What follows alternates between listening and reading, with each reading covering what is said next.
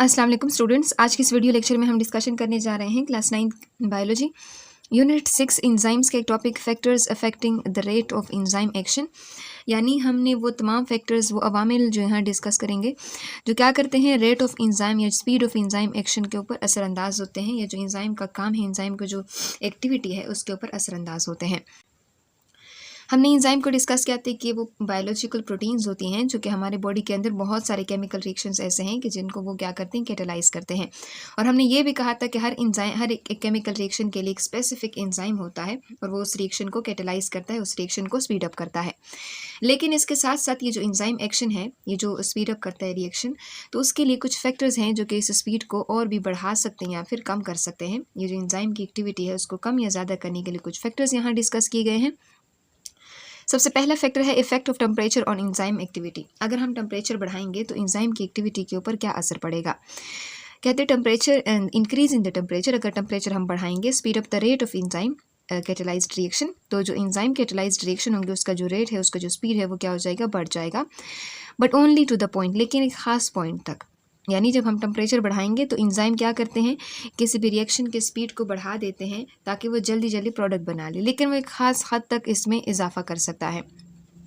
और कहते हैं each enzyme works at the maximum rate at a specific temperature. और हर एंजाइम एक बेहतरीन अपना जो बेस्ट काम कर सकता है ना, मैक्सिमम जो रेट है, मैक्सिमम जो स्पीड है, वो एक ख़ास टेम्परेचर के ऊपर तक ही बढ़ा सकता है। और उस टेम्परेचर को हम क्या नाम देंगे, ऑप्टिमम टेम्परेचर।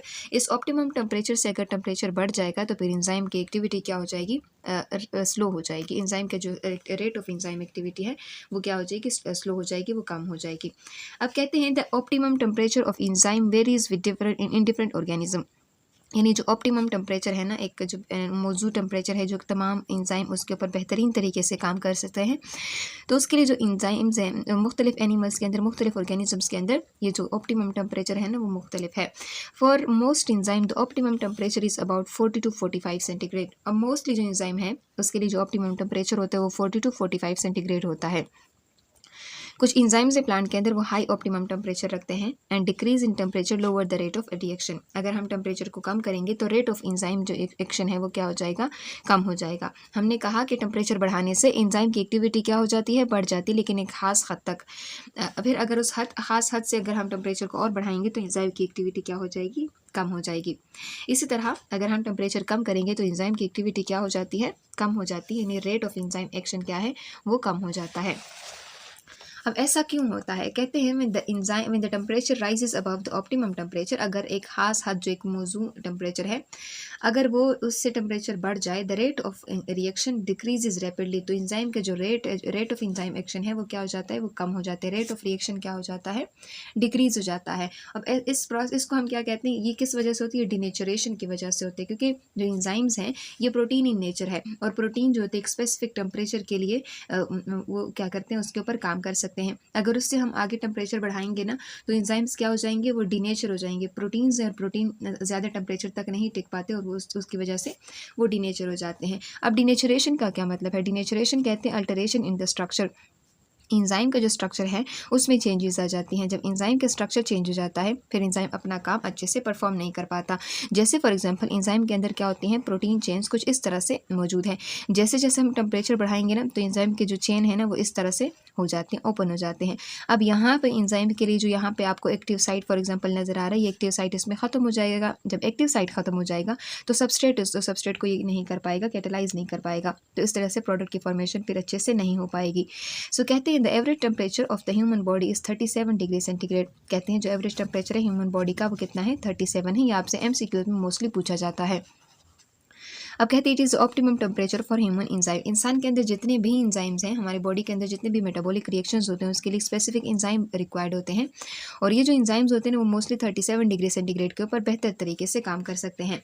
अब कहते हैं enzyme human enzyme start to denature quickly at the temperature above 40। अगर हम 40 डिग्री सेंटीग्रेड से टेम्परेचर बढ़ाएंगे तो फिर क्या होगा, ह्यूमन के जो एंजाइम्स होंगे वो डिनेचर हो जाएंगे। आपने देखा होगा कि जब ज़्यादा टेम्परेचर हो जाते हैं, हाई टेम्परेचर हो जाता है, तो लोगों को हीट स्ट्रोक, लोगों को बहुत ज़्यादा प्रॉब्लम आ जाती है, लोगों की डेथ भी इवन हो जाती है ज़्यादा गर्मी की वजह से। क्यों, क्योंकि जो ह्यूमन के अंदर जो एंजाइम्स होते हैं ना वो एक तरह से वो काम करना छोड़ देते हैं, जिसकी वजह से हमारे बहुत सारे प्रोसेसेस रुक जाते हैं और इस तरह इंसान की ज़िंदगी जो होती है वो ख़तरे में पड़ जाती हैं। अब आगे कहते हैं effect of temperature on enzyme activity. यहाँ से ग्राफ है जो कि रेट ऑफ रिएक्शन के बारे में बताते हैं कि रेट ऊपर जाएंगे तो रेट बढ़ता जाएगा, मतलब स्पीड ऑफ केमिकल रिएक्शन बढ़ता जाएगा। इसी तरह यहाँ पे ये क्या है, टेम्परेचर है। ये टेम्परेचर ऐसी क्वांटिटी है ना जो कि इंडिपेंडेंट वेरिएबल है और इसके ऊपर ये रेट डिपेंड करता है। अब जैसे जैसे देखें यहाँ पर हम टेम्परेचर बढ़ाते गए, जैसे टेम्परेचर हमने 10 कर दिया तो रेट जो था वो इतना था, जैसे हमने टेम्परेचर बढ़ाया तो रेट जो था वो इतना बढ़ गया। इससे टेम्परेचर बढ़ाने से देखें रेट बढ़ता गया, लेकिन एक ख़ास हद तक बढ़ने के बाद देखें यहाँ तक रेट ऑफ रिएक्शन बढ़ गया। एक ख़ास हद के बाद यहाँ पे देखें, इसके बाद जब हमने टेम्परेचर बढ़ाया 40 से, जब आगे हमने टेम्परेचर बढ़ाया तो रेट ऑफ रिएक्शन क्या हुआ, डिक्रीज़ हो गया। क्यों रेट ऑफ रिएक्शन डिक्रीज़ क्यों हुआ, क्योंकि वो जो इंजाइम्स हैं उसकी डिनेचुरेशन हो जाती है, वो इंजाइम्स डिनेचर हो जाते हैं, जिसकी वजह से इंजाइम की जो एक्टिविटी होती है, जो रेट ऑफ रिएक्शन है वो क्या हो जाता है, कम हो जाता है। मीन्स कम सबस्ट्रेट प्रोडक्ट के अंदर कन्वर्ट होते हैं और इस तरह इंजाइम की जो एक्टिविटी होती है वो डिक्रीज़ हो जाती है।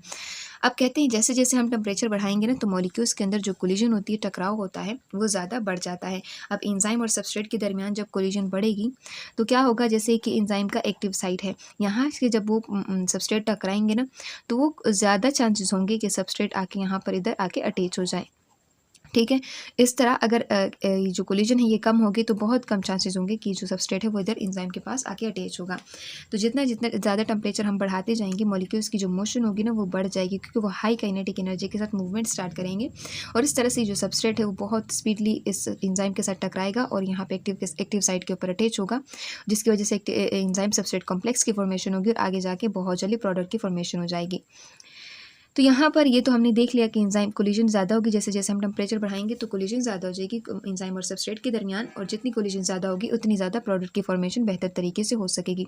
अब अगर हम टेम्परेचर को कम करेंगे ना तो चूँकि एंजाइम्स डिनेचर हो चुके हैं तो जो सबस्ट्रेट है वो प्रोडक्ट के अंदर चेंज नहीं हो रहे, जिसकी वजह से रेट ऑफ रिएक्शन जो है वो क्या हो जाता है, स्लो डाउन हो जाता है।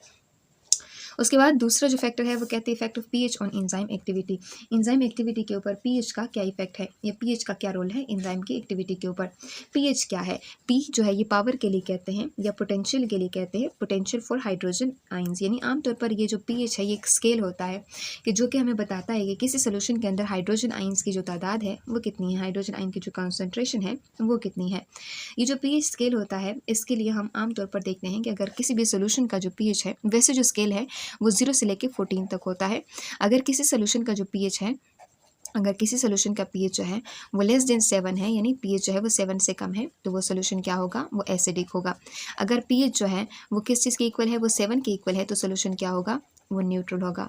उसके बाद अगर किसी सोल्यूशन का पीएच जो है वो ग्रेटर है 7 से, ठीक है, 7 से ज़्यादा है, तो वो सोल्यूशन क्या होगा, बेसिक होगा, या फिर इसको हम कह सकते हैं कि अल्कलाइन होगा।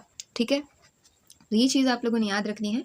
अब कहते हैं कि जो एंजाइम्स होते हैं वो एसिडिटी या फिर अल्कलिनिटी जो होती है सोल्यूशन के ऊपर, उससे भी अफेक्ट होते हैं कि किसी भी सोल्यूशन के अंदर जो एसिडिटी है, हाइड्रोजन आयन की जो कॉन्सेंट्रेशन है ना किसी सोल्यूशन के अंदर वो कितनी है, और अल्कलिनिटी या बेसिसिटी हम कहते हैं किसी सोल्यूशन के अंदर जो OH नेगेटिव आइंस की जो कॉन्सेंट्रेशन है उसको हम आमतौर पर अल्कलिनिटी कहते हैं। अब कहते हैं एंजाइम जो है वो एसिडिटी और अल्कलिनिटी की वजह से भी इफेक्ट होते हैं। ठीक है, एंजाइम्स जो होते हैं वो अपने स्पेसिफिक पीएच के ऊपर काम करते हैं। हमारे बॉडी के अंदर बहुत सारे ऐसे एंजाइम्स हैं जो कि डिफरेंट पीएच के ऊपर काम करते हैं। जैसे वो एंजाइम, वो पीएच जो एंजाइम के लिए स्पेसिफिक हो और वो एंजाइम क्या कर सकता है, उस पर बेहतर काम परफॉर्म कर सकता है, उस पीएच को हम ऑप्टिमम पीएच का नाम देते हैं या मौजून पीएच का नाम देते हैं। Some work best in slightly acidic की पीएच। कुछ ऐसे एंजाइम्स हैं जो एसिडिक पीएच के ऊपर बेहतरीन तरीके से काम कर सकते हैं, कुछ ऐसे हैं जो अल्कलाइन पीएच के ऊपर अच्छे से काम कर सकते हैं। जैसे ज़्यादातर एंजाइम जो होते हैं वो अल्कलाइन पीएच के ऊपर बेहतर तरीके से काम कर सकते हैं, लेकिन इनमें से जो एक एंजाइम है वो है पेप्सिन। पेप्सिन क्या करता है, वो एसिडिक पीएच के ऊपर बेहतर तरीके से काम कर सकता है, और पीएच जो है अगर वो 2 होगा तो बेहतर तरीके से परफॉर्म कर पाएगा। हमने कहा कि अगर पीएच 7 से कम है, देखिए पीएच 7 से कम है तो वो जो सोल्यूशन है वो क्या होता है, वो कौन सा सोल्यूशन होगा, वो एसिडिक सोल्यूशन होगा। तो देखिए यहाँ पर वो स्टमक के अंदर एसिडिक मीडियम होता है और वहाँ पे ये जो पेप्सिन होता है ये बेहतर तरीके से परफॉर्म कर सकता है। वहीं पे जो ट्रिप्सिन है वो क्या है, उसका पीएच 8 होता है। देखिए हमने कहा कि अगर पीएच जो है वो 7 से ज़्यादा तो वो अल्कलाइन सोल्यूशन होगा, अल्कलाइन कंडीशन होगी, और ये जो एंजाइम्स होंगे, ये जो ट्रिप्सिन है ये P8 पीएच के ऊपर बेहतर तरीके से काम कर सकता है। मतलब इसके लिए जो रिक्वायरमेंट है, इसके लिए जो ऑप्टिमम पीएच है वो कितना है, वो 8 है। अब आगे कहते हैं any change in the pH can lower the enzymatic activity. अब अगर हम इस पेप्सिन के लिए या फिर स्ट्रेप्सिन के लिए अगर पीएच को आगे पीछे करेंगे तो एंजाइम की एक्टिविटी डिक्रीज हो जाएगी, ठीक है। और इस तरह से एंजाइम क्या हो जाएगा, डीनेचर हो जाएगा और एंजाइम अपना काम बेहतर तरीके से परफॉर्म नहीं कर पाएगा, जिससे रेट ऑफ एंजाइम एक्टिविटी क्या हो जाएगी, कम हो जाएगी। जैसे यहाँ पे आप देख सकते हैं हमारी बॉडी के अंदर मोस्टली जो एंजाइम्स होते हैं 7 to 8 पीएच के ऊपर बेहतर तरीके से काम परफॉर्म कर सकते हैं। ज़्यादातर एक्टिविटी, मैक्सिमम एक्टिविटी आपको यहाँ पे नजर आएगी। लेकिन जैसे जैसे जो पीएच है वो कम हो रहा है, देखिए ये देखिए बढ़ रहा है 9, 10, 11, देखिए एंजाइम की activity, rate of enzyme activity देखो कम होती जा रही है। तो यहाँ पे हर एक एंजाइम के लिए स्पेसिफिक पीएच और वो उस स्पेसिफिक पीएच के ऊपर बेहतर तरीके से काम कर सकता है। उसके बाद कहते हैं effect of concentration of substrate और एंजाइम एक्टिविटी। ये जो सबस्ट्रेट है उसका एंजाइम एक्टिविटी के ऊपर क्या इफेक्ट होता है। जैसे जैसे हम सबस्ट्रेट की मिकदार बढ़ाते जाएंगे ना, एंजाइम की एक्टिविटी बढ़ती जाएगी। जैसे यहाँ पे आप देखें, जैसे जैसे हमने सबस्ट्रेट की मिकदार को बढ़ाया तो एंजाइम की एक्टिविटी जो थी वो बढ़ती गई। कहते हैं as the concentration of substrate increases the rate of reaction increases. जैसे जैसे सबस्ट्रेट को बढ़ाएंगे तो रेट ऑफ रिएक्शन क्या हो जाएगा, इंक्रीज हो जाएगा। This is due to the successful collision of enzyme molecule. क्यों? क्योंकि जैसे जैसे सबस्ट्रेट की मिकदार बढ़ती जाएगी, एंजाइम के साथ, एंजाइम के मॉलिक्यूल के साथ उसकी कोलिजन, उसका टकराव बढ़ जाएगा। However if the substrate concentration is increase beyond the saturation point, यानी एक ख़ास पॉइंट से अगर हम सबस्ट्रेट की मिकदार को बढ़ाएंगे तो क्या होगा, जो एंजाइम की जो एक्टिविटी होगी वो उतनी ही रहेगी, वो फिर कांस्टेंट रहेगी, वो आगे और नहीं बढ़ेगी। क्यों? क्योंकि जैसे फॉर एग्जांपल आपके पास कितने हैं, 10 एंजाइम्स हैं, 10 एंजाइम के एक्टिव साइट्स हैं। अब आपके पास पहले सबस्ट्रेट कितने थे, 4 थे, तो ये 4 तो उसने ऑक्यूपाई कर लिए। फिर आपने 2 और सबस्ट्रेट बढ़ाई, 6 हो गए। फिर आपने और बढ़ाए तो 2 ही देखें, और जो एंजाइम्स थे उन्होंने ऑक्यूपाई कर लिया। अब चूँकि सारे एंजाइम ऑक्यूपाइड है, सारे एंजाइम जो है उसने सबस्ट्रेट एक एक करके ले लिया है, अब और एंजाइम मौजूद ही नहीं है। जब और एंजाइम मौजूद ही नहीं तो सबस्ट्रेट अगर आप बढ़ाओगे भी ना तो उसके ऊपर इसका कोई इफेक्ट नहीं होगा। तो ये वो पॉइंट है जिसके ऊपर सारे एंजाइम ऑक्यूपाइड हो बाय द सबस्ट्रेट मॉलिक्यूल्स, तो क्या होगा फिर वो उस पॉइंट को हम आमतौर पर सैचुरेशन पॉइंट कहेंगे। और ये वो पॉइंट होता है कि जिसके ऊपर जो रेट ऑफ एंजाइम एक्टिविटी है वो क्या हो जाती है, कांस्टेंट हो जाती है। हमने क्या कहा कि अब अगर एंजाइम जो है वो एंजाइम के एक्टिव साइट अवेलेबल नहीं होंगे तो रेट ऑफ रिएक्शन क्या होगा, वो आगे और नहीं बढ़ेगा बल्कि नॉर्मली रहेगा। फिर क्या होगा, जब यहाँ के सबस्ट्रेट होंगे, जब वो प्रोडक्ट में चेंज हो जाएंगे, फिर एंजाइम अवेलेबल हैं, फिर वो बाकी सबस्ट्रेट के पास आएंगे और उसको कैटेलाइज करेंगे। सो हमने क्या देखा कि जो एंजाइम की एक्टिविटी है उसको हम वो इफेक्ट होती है बाय वेरियस फैक्टर, जिनमें से एक फैक्टर हमने पढ़ा टेम्परेचर, दूसरा हमने पढ़ा पीएच और तीसरा हमने पढ़ा सबस्ट्रेट की कॉन्सेंट्रेशन। हमने कहा कि जो टेम्परेचर अगर हम बढ़ाते हैं तो एंजाइम की एक्टिविटी बढ़ जाती है, लेकिन एक खास हद तक।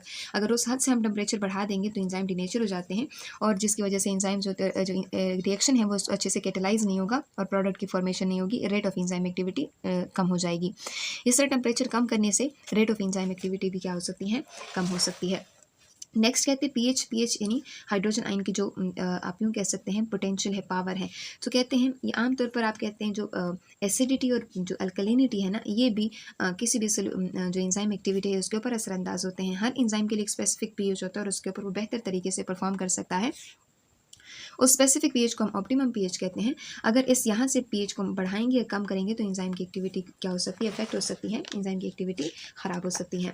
हमने कहा कि सबस्ट्रेट की कॉन्सेंट्रेशन को अगर हम बढ़ाएंगे तो रेट ऑफ रिएक्शन बढ़ेगा, लेकिन एक खास हद तक, एक खास हद से जब सारी एंजाइम की एक्टिव साइट ऑक्यूपाई हो जाएंगे तो और सबस्ट्रेट बढ़ाने से एंजाइम की जो एक्टिविटी है उसके ऊपर कोई असर नहीं पड़ेगा। सो ये है आप लोगों का last topic, factors affecting rate of enzyme action. Next chapter जो है हम नेक्स्ट वीडियो में स्टार्ट करेंगे।